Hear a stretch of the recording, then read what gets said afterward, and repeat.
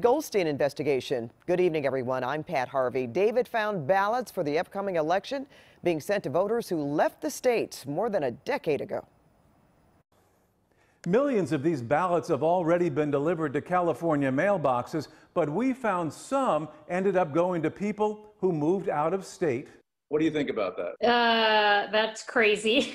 That's what Margaret Richards thinks about this official LA County voting ballot. It was delivered to this apartment building in Sherman Oaks. The only problem, Richards moved to Tennessee 16 years ago. Just as very unfortunate. And think about how many people who have moved and the same thing is happening over and over. You know, how do you trust the system again? You can't. And she's not the only one. Whenever there's an election of some sort, I get all the paperwork. Pam Harnden of Monrovia got these ballots in the mail addressed to the people who sold her house almost 15 years ago.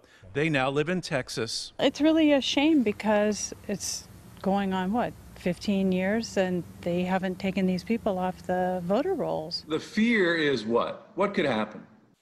Well, the fear is that people who are dishonest could vote those ballots and attempt to get them counted. Ellen Swenson is with the Election Integrity Project California.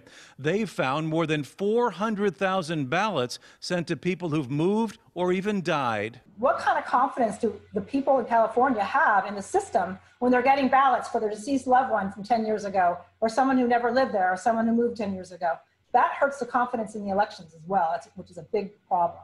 Wouldn't you think at this point, if you hadn't voted for 16 years, they would have taken you off the voting rolls?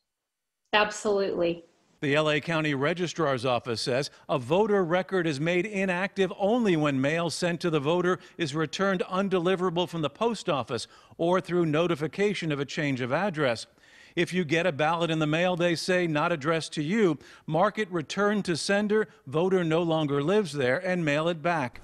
Pam says that's exactly what she does every year. Yet every year it comes back. Every year, like a bad penny. To protect the integrity of the ballots, the Registrar's Office says that some are subject to signature verification, and they do check within California to see if someone could have voted twice, but they don't have the ability to check out of state. I'm David Goldstein, CBS 2 News.